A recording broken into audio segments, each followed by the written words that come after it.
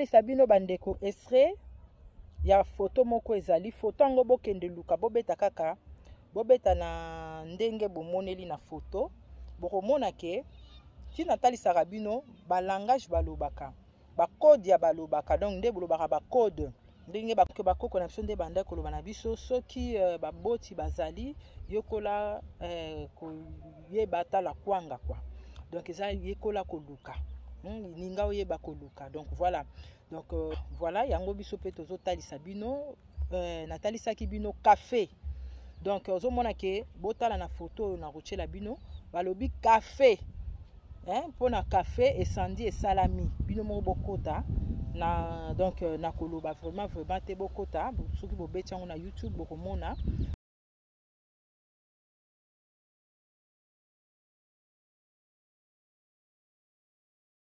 alors que balobi donc bazoloba ezali na ba oyo ya bayindo donc moto moko parmi ya bayindo aza na mpeve yende mutu amatisi moto mpona bainformation mosusu selon photo na olakisa bino ndenge boluka barecherche ya bino na kati ya YouTube so bobeti kaka ndenge photo na kotia omona mpe batie photo ya café basali nini na bainformation mosusu bazoloba esandi wana esika euti bayebeli yango te ndenge mpe bimeli bayebeli te mais sauf que information oyo nga na capturé oyo ezali photo batie pe café or na expliquaki bino na video oyo eza na se na otia pe lien café nani aza café donc ka toza bankaka nki toza bankiki par rapport ya yinki donc c'est qui au bazwa eza biso par rapport ya toza bankuku toza bankulu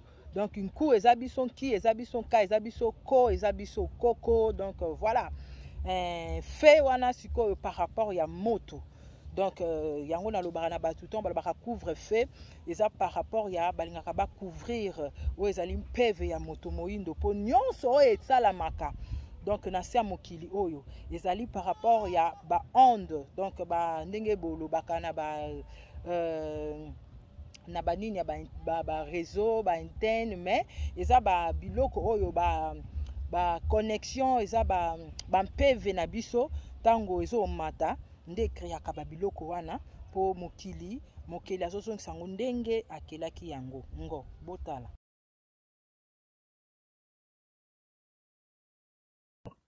Et si on vous disait, vous donnez une photo de votre œil et on vous donne $50, 50 €, ça vous dirait? Juste une photo de votre œil, tchac, $50. Vous prendrez? Bakoko bausika. Moi ça donne Zambie. Mais y'a mwana ti. Abimira dans le vide. Hein?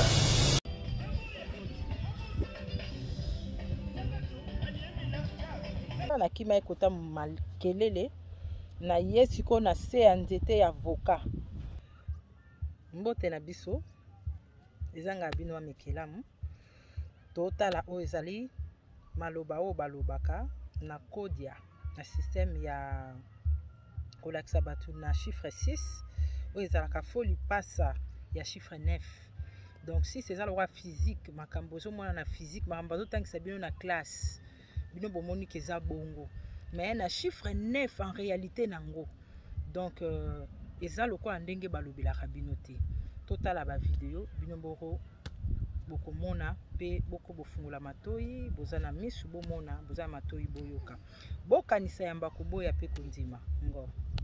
Premièrement, pour créer une identité globale pour chaque humain. Numéro 2, il veut combattre la faim. En combattant la faim, qu'est-ce qu'il veut dire par là? On veut donner à chaque humain le World Basic Income. Numéro 2, il veut combattre la faim. En combattant la faim, qu'est-ce qu'il veut dire par là? Mutuana azolinga combattre fin du monde. Alors, ton total sarabino, fin du monde, eza bango moko bayebi makamna bango basalaka.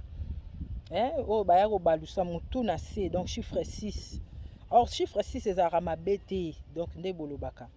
Eza malamu bolimbisa. Eza malamu sotozui 666 666 et ça la 18, donc 6 plus 6 plus 6 c'est ça 18, 1 plus 8 c'est ça 9. Nangonga auto récupérer nyonso pour eza ngonga malamu. Alors balobi ke bazo linga ba combattre fin du monde parce que makamna bango si esili kala ya bandeko soko tali globe eza ko symboliser comme maki donc on va bengi globe terrestre donc terre c'est mère donc maman azala kande mabele matrice yende mtabomba kamwana na globe ezaka na kati ya libumu na boule eza na kati ya libumu natalisaki pe o ezali soleil na vidéo uchikoleka donc soleil sol ei misu donc mabele c na misu donc na soleil alors que bazolinga sikoyo bazwa ba photo ya lisu ya mutu. Or l'œil eza soko tali oyo monaka ezali ezalaka boule na biso bozo mona ngai awa ezali mwindu moyindo aza mwinda e bolimbisi batu ndenge ba monaka sanza ba oyo ba yebi penza disons sanza et changeaka et ko changer nango eza pe ba langage mobimba ezalaka donc ezalaka mwindu ezalaka grise ezalaka jaune ezalaka rouge donc komaka donc ba couleur nyonso na lobi donc bazolinga sikoyo bakanga moni ndenge mutu tanga azaka na libumu ya mama aza lokwa aza na kati ya globe ozomona aza na kati ya globe nde bazolinga sikoyo bakanga nde bato na nzela ya bafoto oyo bandeko na biso oyo banda bango misu bamona ba papier batia ba couleur et koki osomba même matembele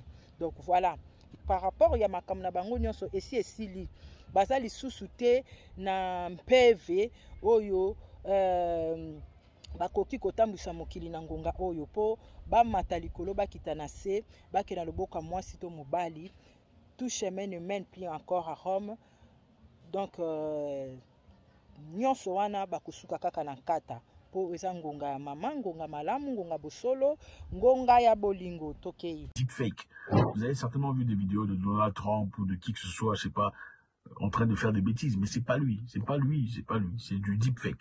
Alors pour combattre le deepfake, ils veulent prendre des photos de chaque iris de chaque humain sur Terre. Binomo bozomona batie photo batie ndenge bango babengi bapirataki ba vidéo ya Donald Trump alors que zaki Donald Trump te raté ya Papa Roma alors que zaki raté ya Papa Roma te babengi bango ba pirate donc bango ba pirataki yango. Or c'est kodia eza codé ba lobela vraiment que milimo ya biso oyo boyokaka ke biso toza na PV ya kokoma nzete ya kokoma mai ya kokoma libanga ya kokoma nyama ya kokoma mopepe ya kokoma moto bazelu donc mabele nyonso bayebi alors bazo sala bongo pona nini pona ko étudier que oyo azali na PV ya songolo pakala bino mo pe botali yango bamindele na loba yango na émission moko so ko hôpital bazotuna bazotala misu na yo ezali vraiment couleur nini bino moko bomoni même na ba vidéo totie awa ba misu ekeseni alors misu na misu nde na lobi sanza na sanza ezalaka significatif donc tango sanza ebongwanaka mwindu ekomi grise ekomi jaune ekomi l'air moko comme rappel bleu malgré tout natangi yango te natangaki yango te plutôt après rouge ezalaka na signification nango oyo ya mpeve ya donc epesaka bilembo moko ya kanda moko ya songolo bao bayebi parmi ba couleur wana tokotanga yango mokolo mosusu bayebi alors oyo pe esalaka dosage esalaka ke epesa batu donc mémoire ya ko réfléchir ekolisa batu donc voilà yango donc eza pe parmi ba couleur na lobi ndenge sanza ebongwana parce que bango siko balingi bakanga ba étouffer yango tozala communion te bino bozomona kaka bazozwa lisu et bazolakisa bino ke bazolinga bapirate ezala te ke bazwi photo ya songolo eza ye te eza te milimo oyo ya bobiso oyo elati nzoto parce que basala nini babongola batu donc convertir batu Donc, bango ba convertira batu. Dans le but de combattre des comptes fake et des pirates. Mo pirate, eza tendenge batu batangisa batu na école. Que eloko oyo ya original après basali pirate nango. Oui, batangisa batu na chiffre 6, batangisa batu bongo, batu baomona nango pe bazotanga bongo. Et ba pirate eloko oyo ndenge ezalaki. Mais en réalité, ezali piraté. Donc ezali eloko oyo donc oyo swaka bango donc oyo bakangaka te barataka. Donc oyo kotaka voire même na koko ko définir on a chiffre 6 na ndenge balobeli bino pirate eza oyo ya original ali ya pirate. Donc et koti la msusu na ba pirate Facebook na yo.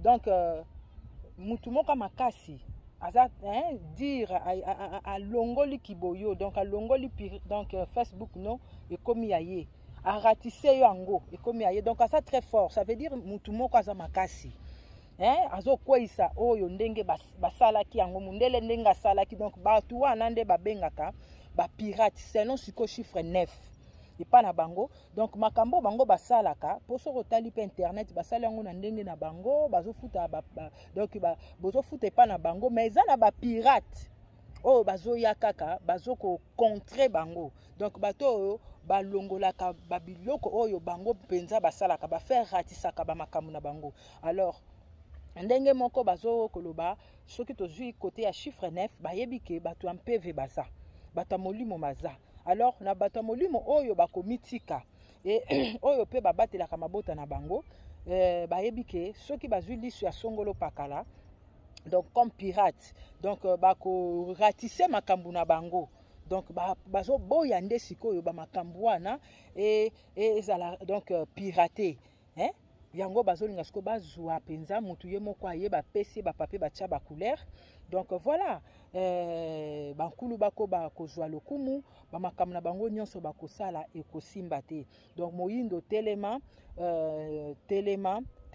fungola misu eza lokola ndenge ba crétin bata Jean-Claude donc ba chrétien toufi na bango tunyata bango donc balobaka antichrist.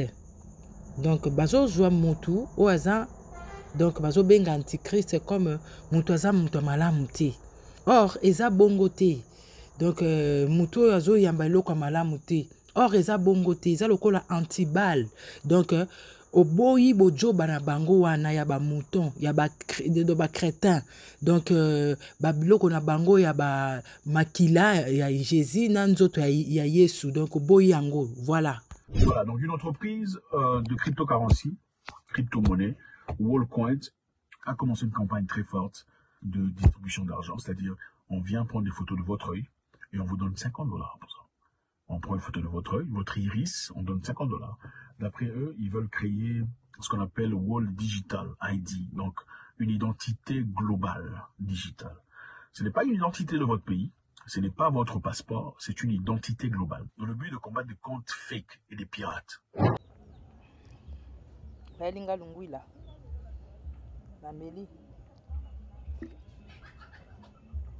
Voilà. Bande kwa Kongo dia totila. Ton mundele. Azo sale loko moko. Asala ngo d'abord pour intérêt na ye. Na batu na ye. Malgré toi kokanga batu na ye pe.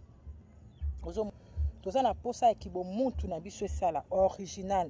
En réalité balukaka bango te. Yonde mtozo pesa bango PV. Oh nyonso bazozo ya moto mwindu. Yango nde ezosunga bango. Voilà.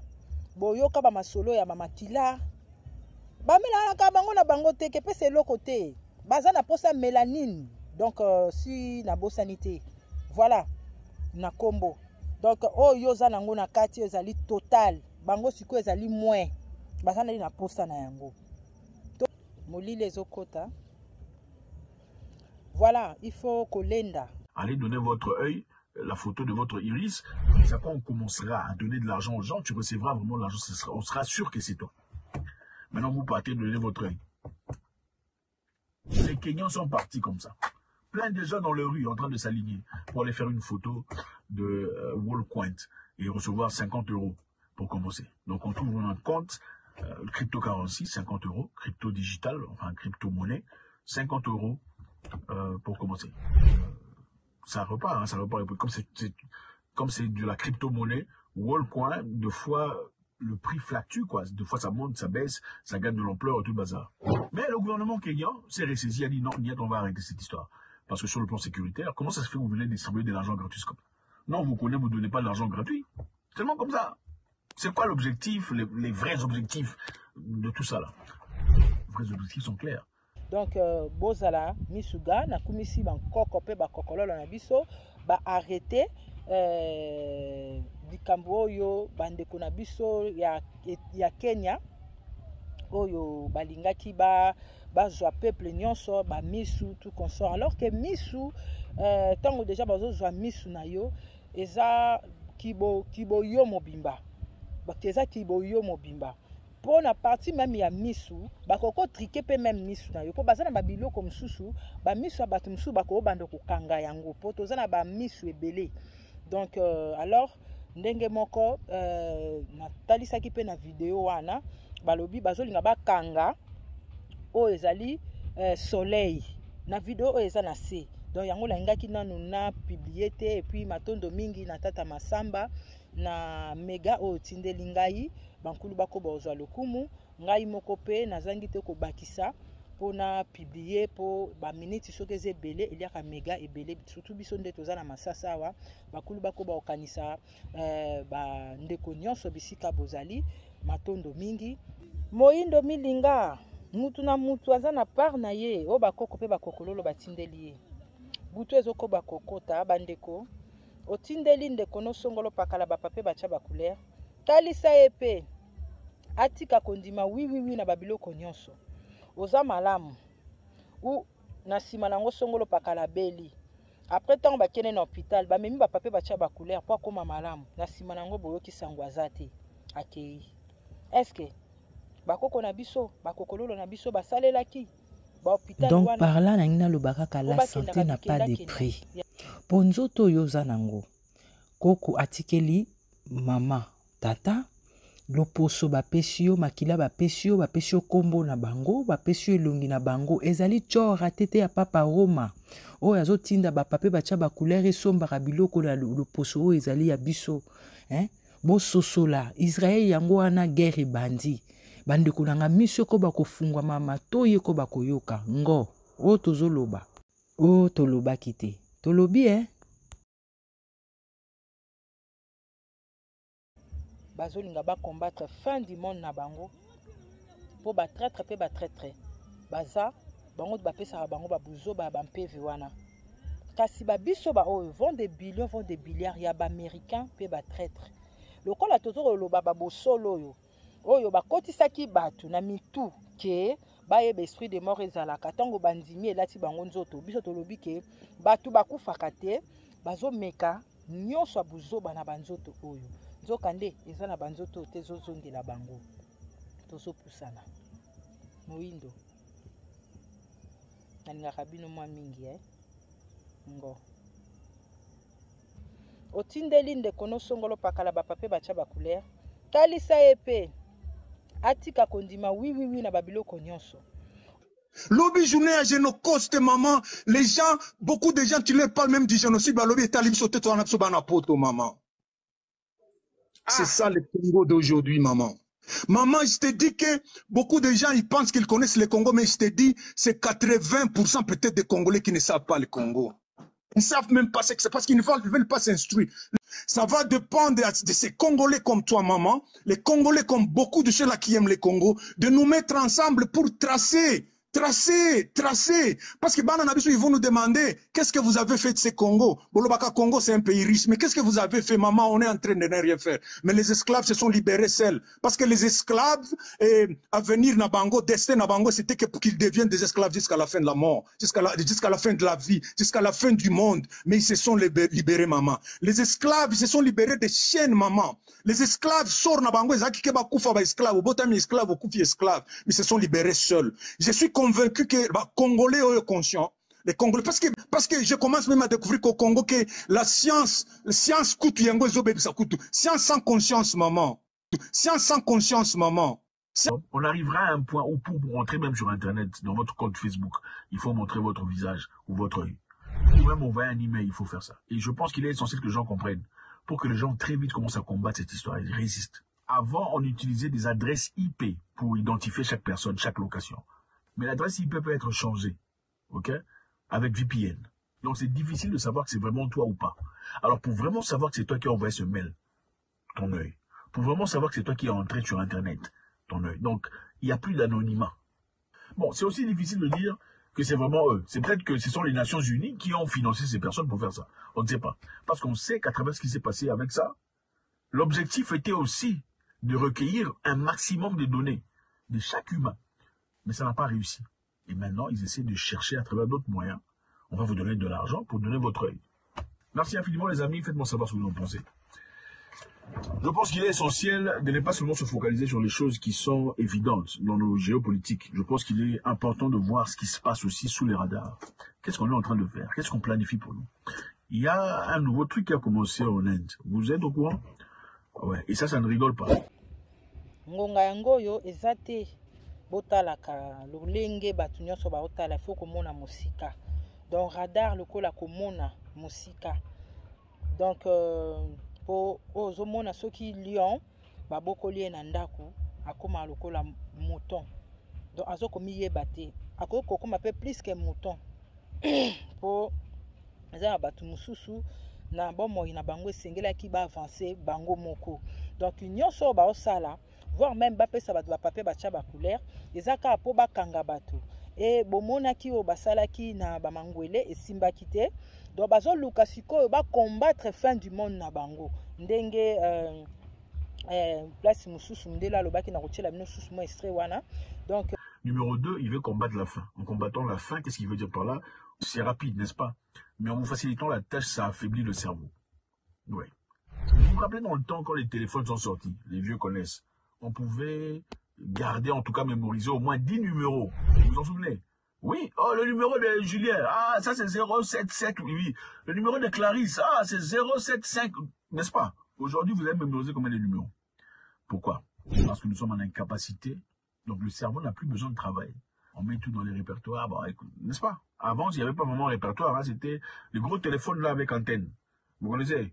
Le répertoire, c'était vraiment difficile, là, il fallait écrire sur papier et tout ça. Voilà. Donc, la technologie, autant elle est géniale, apparemment, elle facilite la tâche, mais aussi elle détruit les capacités cérébrales. En fait pas. La capacité de l'homme de réfléchir pour soi-même, la capacité de connaître, de comprendre. Yango, malgré tout, comme Boutou, moni, na simbi yango, moni, d'être avocat yango. Bolongwa na illusion, bolongwa na lokuta, bose elande bosolo. Bo toloba kite, tolobi tozo pusana. Ngo.